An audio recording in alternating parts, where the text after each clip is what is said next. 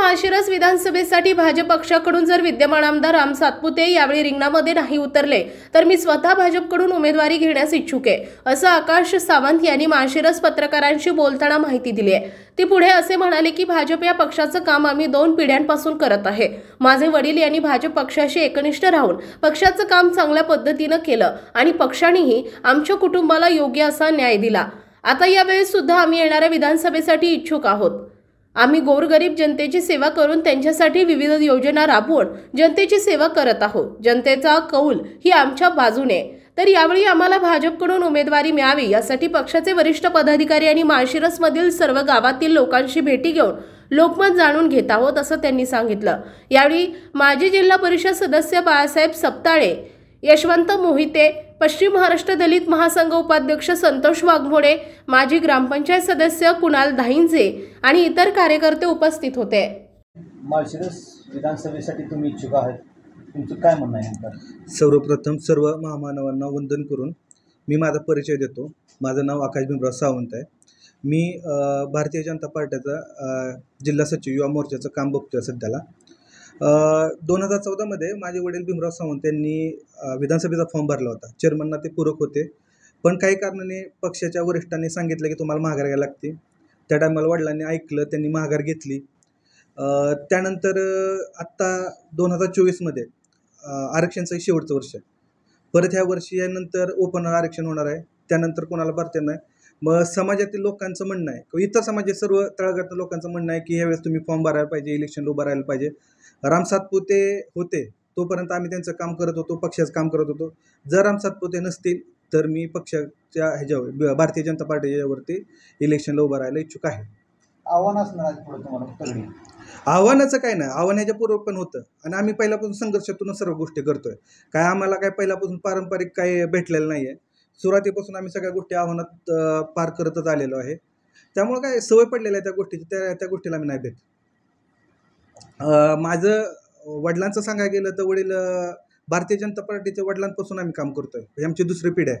वडील भारतीय जनता पार्टीकडून डेप्युटी सरपंच होते, त्यानंतर जिल्हा परिषद सदस्य झाले, त्यानंतर जिल्हा नियोजन सदस्य पण झाले। वडिलांचं सामाजिक काम खूप मोठं आहे, ते काही असं लपलेलं नाही आहे, तालुक्याला सर्वांना माहीत आहे। संजीवनताईच्या मार्गदर्शनाखाली त्यांनी पहिल्यापासून काम केले आणि त्यानंतर पक्षाने आमच्या आईला नगराध्यक्षपद माळशिरसचं प्रथम दिलं, मला नगरसेवक पद दिलं। मग पक्षाने आतापर्यंत आम्हाला प्रेम दाखवलेलं आहे आणि पक्षांचा आमच्या घरावरती विश्वास आहे। त्यामुळं मी पक्षाला आता मी आमच्या वरिष्ठांना पण बोललो आहे, मुंबईला जाऊन आलेलो आहे, त्यांना सुद्धा आमचा बायोडाटा देऊन आलेलो आहे। त्यांना सांगितले मी इच्छुक आहे आणि स्थानिक उमेदवाराला प्राधान्य द्यावं ही आमची अपेक्षा। बाहेरनं उमेदवार आणून हे करणं चुकीचं आहे। लोक पण काय होतात की परत बाहेरचा उमेदवार दिला तो बाहेर जाणार, परत त्याला कुठं हुडकायचं। त्यामुळे लोकलचा उमेदवार आहे, लोकलला द्या ही आमची अपेक्षा आहे आणि सर्व माळशिरस तालुक्याकरांची पण हीच अपेक्षा आहे।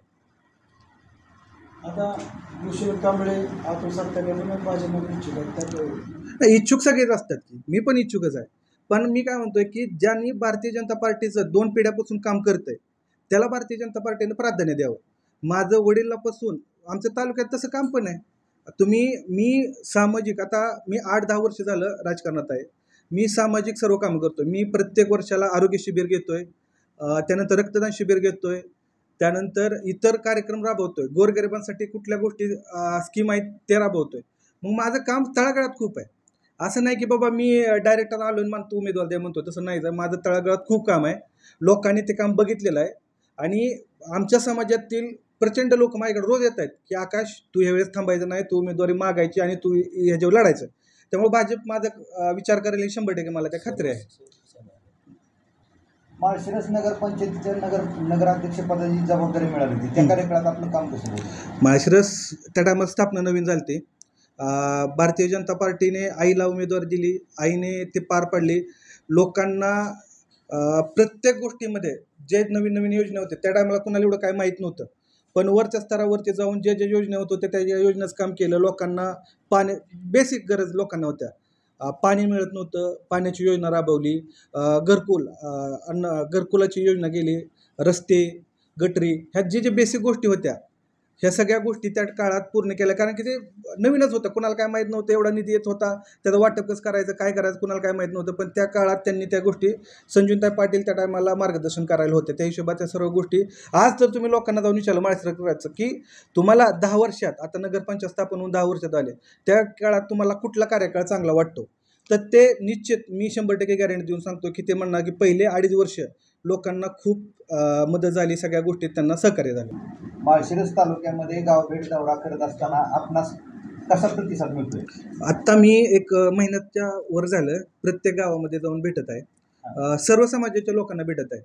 की आमचं वडिलांचं कार्य म्हणजे असं फक्त एका जातीपुरतं नव्हतं, सर्व समाजापुरतं होतं. त्यामुळे त्या प्रत्येक समाजाची लोक जोडले गेले आहेत. मी फक्त काय करतोय की त्या लोकांना जाऊन भेटतोय.